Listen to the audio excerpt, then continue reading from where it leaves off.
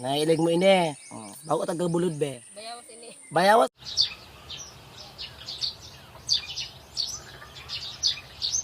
Yes guys, we are here to, this is the most tallest tree in the world, the Manila Bay International Airport.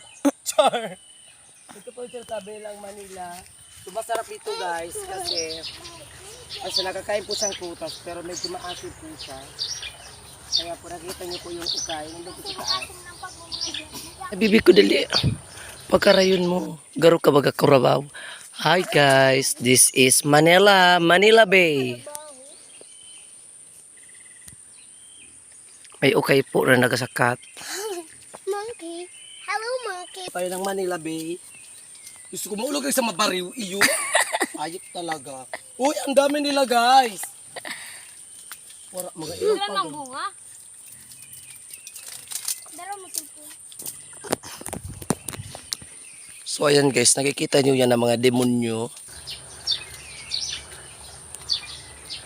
Nandun na po ang mga punong barangay. Pane, nailig ang lubot-lubi maitom. For the bariw ang person, dapat pala magtagaran ni Rani. Dara kulaon. Ang aking mga masanan.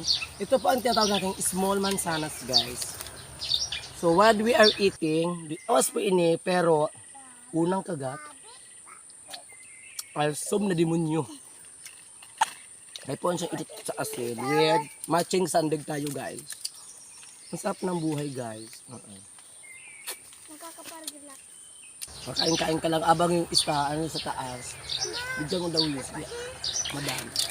Di mo ilingkar yung guy.